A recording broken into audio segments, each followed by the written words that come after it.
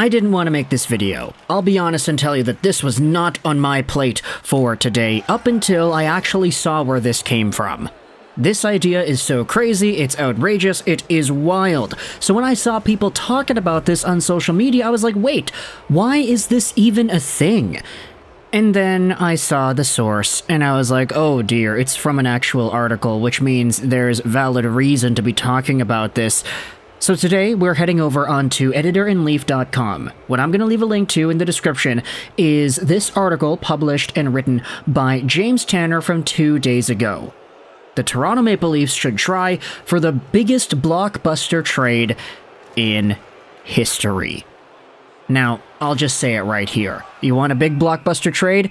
Trade away Marner. Trade away Matthews. Trade away one of these guys for a superstar caliber player on another team. Or trade away somebody like that for a boatload of prospects and a boatload of picks and cash. Cold, hard cash. You can't even trade for cash anymore. That's how far beyond we are since the NHL has grown. It's going to be really tough to go out there and break the status of the Wayne Gretzky or the Eric Lindros trade, but the article's title does suggest that the Maple Leafs should try to go for this biggest blockbuster trade in history. So, what exactly is Mr. James Tanner's pitch here? Well, he starts out the piece by talking about how the Blue Jays ultimately did not end up signing Shohei Ohtani. The article then rips a page out of the Blue Jays book and it says, hey, the Maple Leafs should be interested in finding this elusive number one defender. And while there usually aren't any readily available, you would have to think the Blue Jackets would be interested in shaking things up. They're terrible, they aren't going anywhere this year, and teams in their position will almost always at least listen to ideas about their expensive players. The article then concludes that Zach Werenski is exactly what the Toronto Maple Leafs need.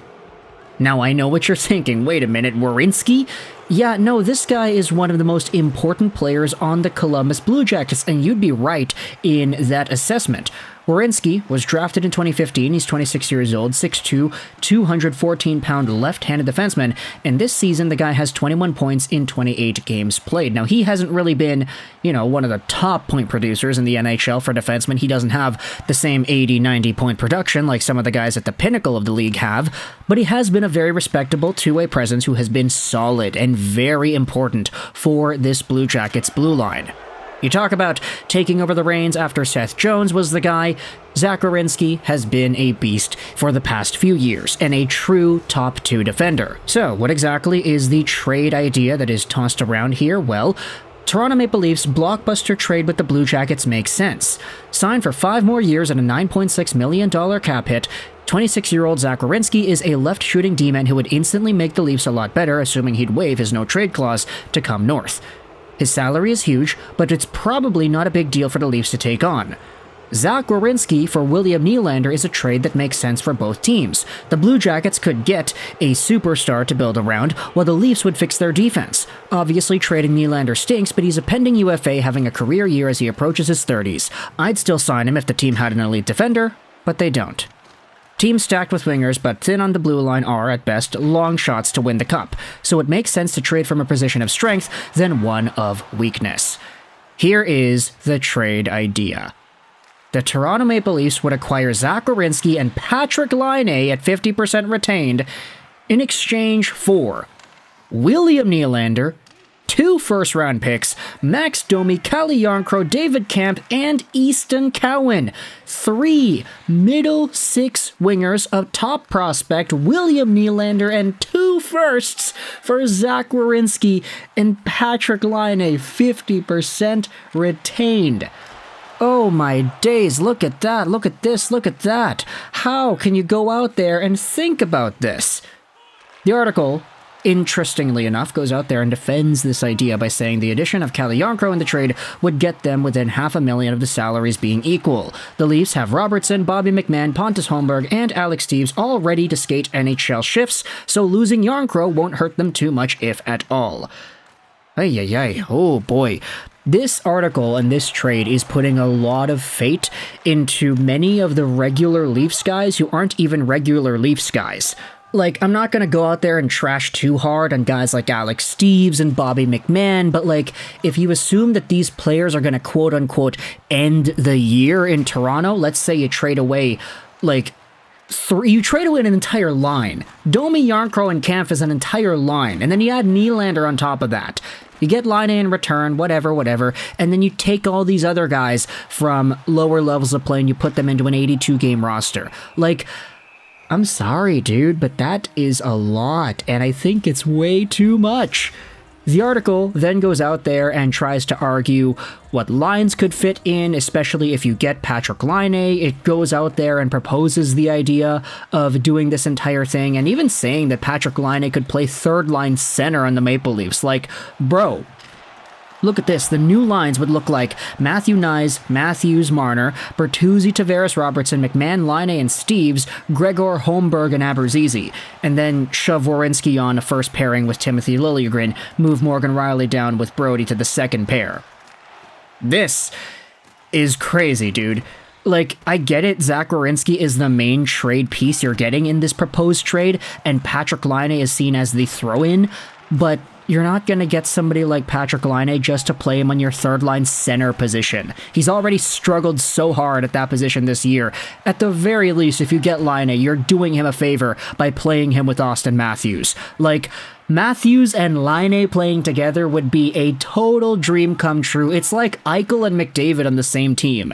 But I digress. This idea was so crazy and so out of this world bonkers that you had tweets like this going viral on hockey Twitter. D-Man went out there and made this tweet. It had 300,000 views when I stumbled upon it. It says, "Editor in Leaf has officially gone off the deep end. What the F is this mess?"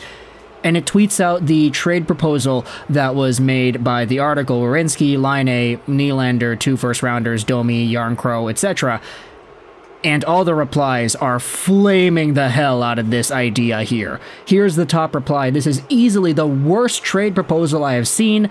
Like, we're giving up Nylander, who wants to resign, and paying out the behind on top of that? Not only do we trade away the best player in the deal, we give up not 1 but 2 firsts, plus our entire third line, and a top prospect we just got in the first round, all to get Werenski and Laine? Like, dude." Then there's even the idea, LOL, Columbus isn't taking Domi back. Terrible trade. And then there are a few other things that really go out there, and I mean, everybody's trashing on this. There are a whole bunch of GIFs and everything, so hey, what are you gonna do, right? Toronto Maple Leafs fans going out there and reacting to trade proposals. It's a beautiful concoction of noise all around on social media, isn't it? So let me know your thoughts in the comment section below about this entire trade idea proposed in this article. Patrik Laine at 50% retained, Zach Werenski in exchange for 2 firsts, William Nylander, a third line, and Easton Cowan. If you're a Blue Jackets fan, what are your thoughts on that? Would you get Domi back? If you're trading away Werenski and Laine, the entire philosophy of this post's inception is correct. Let's say you're so down in the dumps you just want to trade away anybody, or anybody who is getting offered for something substantial like Nylander and that whole package. Would you do it? Would you say, okay, I don't want to trade away Laine and Werenski?